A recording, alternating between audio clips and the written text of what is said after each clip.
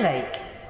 Madam Deputy Speaker, for calling me to contribute into this very important debate, a debate which perhaps its importance isn't quite reflected in the attendance in the Chamber today.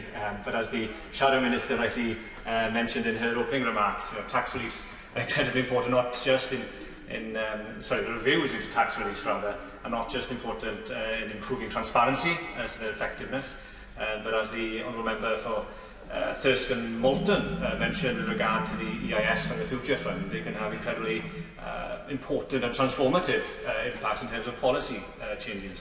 And I'd agree with him that one of the key things that we need to consider as we move ahead is how we can encourage greater investment and equity investment in particular in regions other than London. And I hope to dwell a little bit on that point later on in my remarks.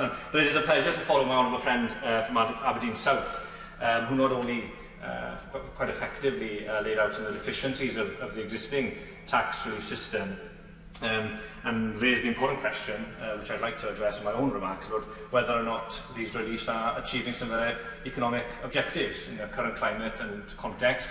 I think as we turn to try and rebuild, or at least begin to consider how we can rebuild from COVID-19, tax reliefs will have an important part to play, and I think it will be vital that they are targeted or channeled to those who will rebuild the economy. But, Madam Deputy Speaker, I'd like to speak greater length on Amendment 1 and New Clause 17, both of which are tabled in my name. Both are probing amendments which would seek to probe the Government's commitment to levelling up every nation and region of the UK by requiring it to report on the differential territorial impacts of the changes this bill will introduce to certain reliefs and tax incentives. I think most honourable members would agree and welcome the concerted efforts to rebalance economic growth throughout the UK, and in particular to move away from what I consider a hub and spoke approach to economic development, which over the past decade has mainly concentrated perhaps on improving connectivity between rural areas and smaller towns to the supposed economic engines of the larger cities, as opposed to incentivising and supporting economic growth in these areas themselves. Now, such a centralised model has inevitably concentrated economic activity in London and the South East region. As a consequence, Wales's potential, in addition to that of other regions and nations of the UK, has been overlooked. This is perhaps most apparent when we consider the way in which public funding for research and development has been allocated.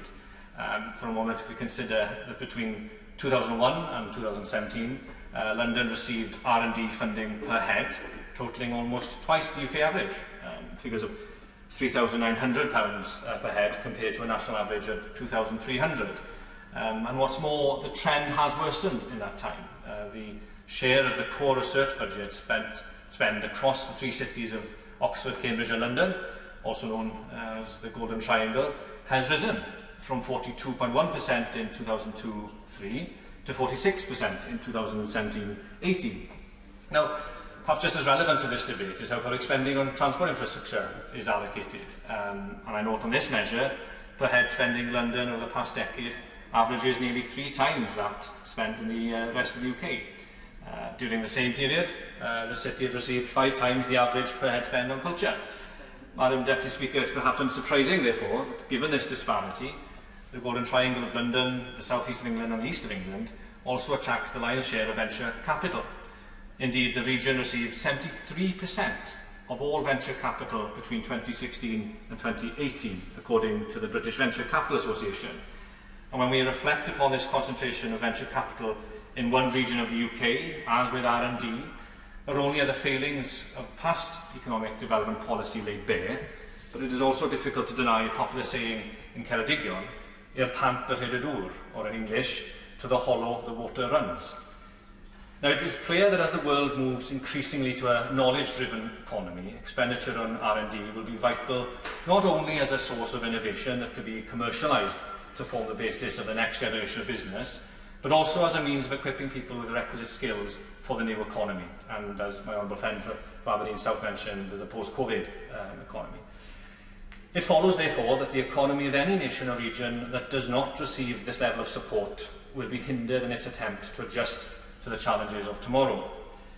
Government support for R&D is essential for Wales, in particular, to address problems ranging from a low-wage economy to a looming demographic time bomb, while also building an economic platform to take advantage of trends, including automation, which could otherwise pose quite a serious long-term social risk.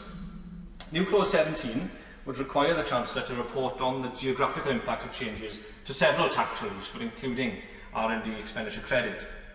This would ensure the UK Government considers how different geographic areas benefit from taxpayer-funded reliefs, so that the financial incentives can be better tailored to overcome the chronic regional inequalities of the UK. I have previously drawn attention to the concentration of R&D funding in the Golden Triangle, but assessments might also provoke a debate within government about how public spending on other priorities is allocated. And in a similar vein, Amendment 1 in my name would require the government to consider the unsustainable concentration of private investment in one region of the UK at the expense of the devolved nations and other regions of England. As the UK Government narrows the applicability of the Enterprise Investment Scheme, it needs to consider how this will impact on firms in different areas of the UK.